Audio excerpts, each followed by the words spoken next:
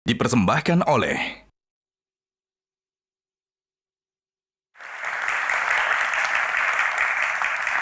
Sebelum kita ke next box, kita kan tadi bicara soal cuan dan juga jalan tol ya. Tapi kan kita juga pengen nguji, apakah sosok Babah Alun ini mengenali proyek yang dia bangun sendiri? Kita akan tes Babah Alun. Ini foto yang pertama, sebutkan ini tol mana? Kita tampilkan. Nah, Babah Alun, ini tol mana Babah Alun? Cisumdawu ini. Cisumdawu, betul sekali. Kok langsung bisa tahu cirinya dilihat dari apa, Bapak? Karena ruwetnya itu. Ruwetnya? Iya. Baik, duluan keluar. Menarik ya. Yang kedua, kita lihat. Tahu mana ini, Bapak Alun? Dalam kota yang Priuk ini kayaknya. Karena ada keren-keren yang ini nih, dekat pelabuhan kayaknya. Oke, betul. Tol Pelabuhan Jakarta. Dan foto yang selanjutnya. Nah, kalau ini kayaknya, ada melingkar-melingkar tapi tidak seruat Cisumdawu. iya, kayaknya di Antasari ini. Tol lingkar luar berarti? Iya, termasuk yang ke tol Desari. lingkar luar. Benar, teman-teman? Oh, Padahal Waru saya yang tahu. Surabaya, iya, salah saya. Waru. Mana? Waru Surabaya. Waru Surabaya, baik. Berarti gini kesimpulanku. Kesimpulannya apa, Mbak Tejo? Belum konglomerat. Betul. Karena menurut Ciputra almarhum, konglomerat itu sudah nggak ngenali proyek-proyeknya gitu loh. Itu rumah. Betul Mas Dio, saya Jangan setuju. tol, gitu. Kalau konglomerat itu orang yang kaya semuanya. Nah saya cuman kelihatan kaya karena matanya semua teman-teman dibolak-balikan sama Allah subhanahu. Oke, baik, menarik sekali. Terima kasih Bapak Alun untuk box kali ini. Kita akan lanjut ke box selanjutnya, box nomor berapa? Attahiyatul mubarakatuh salawatulillah. Nomor satu. Baik. Jadi ada kemungkinan jadi nomor 1 juga. Amin. Nggak harus nomor 2. Gitu. Asal usul. Ya, untuk menjadi nomor 1 nampaknya kita harus tahu asal usul. Silakan share. Babah Alun ini sebelumnya saya minta maaf tanpa bermaksud untuk rasis. Tapi Babah Alun ini kan termasuk dalam, kalau di Kamus Barat itu istilahnya double minority, minoritas ganda. Pertama, Babah berasal dari etnis Tionghoa. Yang kedua, Babah etnis Tionghoa yang beragama Islam. Dalam perjalanannya tentu ada konsekuensi positif dan negatif dong, Bah. Boleh nggak Mbak diceritain ke kita apa pengalaman menguntungkan dan tidak menguntungkan punya asal-usul dua itu, Mbak? Kalau kami keluar negeri, kami begitu sampai di imigrasi Singapura, kadangkala dia tanya, what is your nationality? Saya nggak bilang I'm Tionghoa, I'm Indonesian dengan bangganya. Tapi begitu kami pulang ke negeri kami, lu Cina lu. Kami pulang ke Cina, kami nggak diakuin. Jadi kadangkala suka sedih. Mau apa? Kita suka membedakan ras. Anak-anak saya kawin dengan orang dari Nusantara sampai mancanegara. Jadi mantu saya ini satu dari Lahat, satu lagi dari Irak.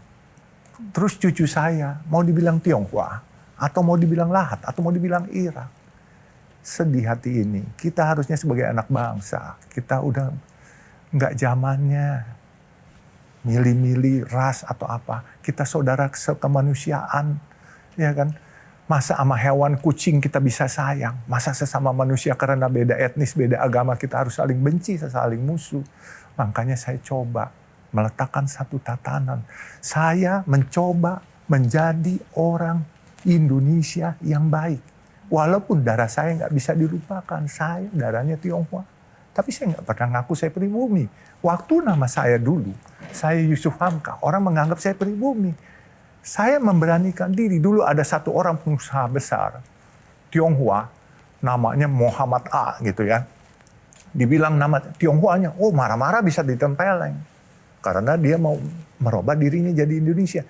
Percuma, namanya Indonesia, hatinya bukan Indonesia. Saya mendingan, saya deklarasi. Saya Yusuf Hamka, nama kecil saya Alun. Ya kan, I'm Tionghoa. Tapi kalau mau dibuka hati saya, merah putih. Itu aja yang saya bisa buktikan. Banyak orang yang bertanya, Yusuf Hamka itu terkoneksi lekat dengan Buya Hamka. Sedikit saja, Betul. arti kata Hamka ini dan apakah menjadi beban tersendiri? Di waktu saya disematkan nama Hamka oleh almarhum Buya Hamka, itu saya kaget. Luar biasa. Beliau adalah tokoh yang berani dan amanah. Buat saya khawatir saya tidak bisa membawa nama baik ini. Makanya disematkan nama Hamka itu, saya kaget. Akhirnya hidup saya yang dulu ya zamannya jahiliyah, mau nggak mau pelan-pelan karena ada gendong nama besar ini, saya harus berperilaku baik. Berperilaku baik. Akhirnya alhamdulillah, walaupun belum baik total kayak Mas Jiwo, saya sudah mendingan dikit lah Pak gitu. Pernah memulai bisnis dari hidup susah, bahkan pernah bercita-cita jadi tukang parkir, pedagang es kacang hijau, dan pernah jadi penjual asongan. Itu benar sekali. Betul. Kenapa? Waktu saya SMA, saya lihat teman-teman main saya jadi tukang parkir. Terus saya tanya kalau ketemu situ, lu parkir begini dapat berapa duit? Ah, bisalah 10.000, 15.000. Waktu itu bakmi mesti 300 perak satu mangkok. Saya bilang, wih 33 porsi, enak juga ya. Ah, gue mau jadi tukang parkir aja, cukup. Gue makan sendiri satu porsi, paling 3 kali, 3 porsi. Bisa dapat 30, bisa traktir teman-teman. Dulu kan masa remaja. Kalau punya temen cewek dapat 10.000 sehari, udah lebih dari cukup gitu mau pacaran. Tapi nggak ada yang mau dulu umur 17 tahun. Dengan punya anak 3, ada Mbak Fitria, ada Faisal dan juga Farid, tidak mengalami masa-masa sulit itu. Oh dia anak orang kaya, kalau saya kan bukan anak orang kaya. Jadi bagaimana menghidupkan kembali kesederhanaan yang ada di dalam diri Baba Alun ini kepada ketiga anak-anak? Gini, kalau kitanya nggak memberi contoh, anak-anaknya pasti spoil. Ke cucu-cucu nanti lebih susah nggak? Insya Allah mereka juga pasti akan dididik seperti itu. Karena anak-anak saya sekarang sudah mulai mengikuti. Saya bilang, kita nggak perlu kaya. Yang penting kita dihormatin, disayang orang. Orang kaya apa sih? Bukan karena banyak duitnya. Orang kaya adalah orang yang paling sehat dan tidak punya utang. Itu orang kaya. Kalau kita belum kaya, selama masih punya utang di bank, belum kaya. Baik. Oke, singkat saja. Bang, ada istilah begini, bahwa kalau pengen melihat Islam, lihat ajarannya, jangan lihat pelakunya. Karena kalau kita lihat ajarannya, kita akan yakin, kita lihat pelakunya, kita ragu. Bagaimana pandangan singkat Baba Alun terhadap itu? Dan ada cerita di balik layar apa? Sampai akhirnya Baba Alun yakin, oke, saya pilih Islam. Itu gimana, Bah? Gini, Singkat saja, Baba. kita harus memilih. Kalau saya lihat Al-Qur'annya, saya pasti nggak fasih bahasa Arab. Saya berdakwah nggak pakai ayat-ayat. Justru saya berdakwah pakai perilaku.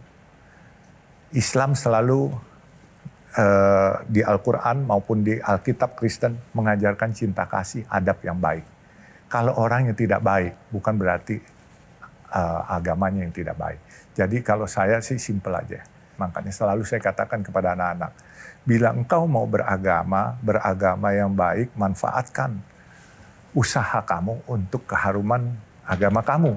Tapi jangan memanfaatkan agama kamu untuk kepentingan usaha kamu. Itu aja. Baik, terima kasih. Terima kasih Kak Tavita. Silakan Mbak Tejos, penebalan tadi apa mungkin penebalan insight-nya? tadi tentang putrinya, Fitria dan lain sebagainya. Fitria. Fitria, Yang Faisal. Penempaan mental. Saya malah kalau ketemu Pak Prabowo bilang anak Indonesia nggak perlu makanan bergizi, perlu penempaan mental. Betul. Mental yang seperti itu ya banyak teman-temanku yang jadi menteri pengusaha awalnya makan gaplek, makan justru jadi menteri, jadi nah itu nggak akan bisa diulangi oleh anak-anak bapak. Betul. Tragis itu. Karena pasti mereka makannya udah enak sekarang. Betul. Kayak gitu ya. Mereka anak orang kaya, Pak. Anak orang, apalagi cucu nanti. Iya, mereka cucu orang kaya, Pak. Oke. Makanya beruntunglah mereka, Pak. Kalau saya kan Beruntung, anak tapi dosen. malah nggak ditempa mentalnya. Ah, itu. Saya khawatir Iya, malah, situ ya. saya khawatir malah nggak jadi orang itu. Nah, saya takut nggak jadi petarung, betul Pak. Ya, Itu saya iya. setuju Sarannya sama Mbak Pak. Tejo? Saran itu ya. Itu juga yang saya alami walaupun saya bukan orang kaya gitu. Saya melihat anak-anak nggak kayak dulu waktu anak-anak saya sering kelai, sering. Nah ini kembali Oke. dari atas harus ke bawah Pak. Sama-sama kita doa aja. Baik, terima kasih. Terima kasih rekan rekan-rekan panelis, dan tentu saja pamungkasnya Bapak Alun boleh memberikan insight untuk anak-anak negeri di luar sana yang menyaksikan program Q&A ini terkait dengan value hidup yang memang harus dimiliki untuk menyongsong masa depan lebih baik. Ya, tentunya semua kesuksesan anak-anakku tidak lepas dari selain kita kerja, doa orang tua. Ya, jangan pernah kamu berasa kamu sarjana, orang tua kamu nggak sekolah, terus kamu hina. Ya kan, tidak. Mereka mengandung kita dengan penuh pengorbanan. 9 bulan kami di dalam perutnya ibu kita tuh. Terus setelah kita lahir, mereka harus nyusuin. Kadang-kala malam tidurnya terganggu, ya kan, kenyamanannya terganggu hanya buat kita. Setelah kita mulai remaja, kita diantar, dipastikan sekolahnya yang benar, ditungguin kalau mata pelajaran juga. Terus begitu kita sukses, kita suka ngebentak-bentak orang tua. Itu adalah namanya kualat dan tidak ada berkah dari Allah untuk kita. Jadi tetap walaupun setinggi apa pangkat kita, kalau satu hari kita jadi pejabat tinggi atau jadi orang kaya, hormati orang tuamu. Karena itu adalah mewakili Tuhan di dunia. Jadi tentunya juga jangan lupa berdoa. Kira-kira itu, jangan lupa bahwa kita asalnya dari mana dan harus kita ingat pengorbanan orang tua kita. Dan juga jangan lupa beribadah kepada Allah, minta doa dari Allah, juga minta restu dari orang tua. Itu aja. Baik, terima kasih. Terima kasih sekali lagi Bapak Alun dan rekan-rekan panelis untuk perbincangan yang sangat inspiratif dan juga teman-teman, dan semoga ini juga bermanfaat bagi pemirsa yang menyaksikan Q&A episode kali ini. Tak lupa saya juga mengucapkan terima kasih untuk sarung gajah duduk legenda Nusantara yang ada tulisan Arabnya yang sudah menyiapkan baju saya yang saya kenakan pada malam hari ini. Dan kita akan berjumpa lagi dalam episode inspirasi Q&A lainnya. Saya Yohana Margareta undur diri. Terima kasih atas kebersamaannya, karena setiap pertanyaan selalu ada Jawaban. Jelajahi cara baru mendapatkan informasi. Download Metro TV Extend sekarang.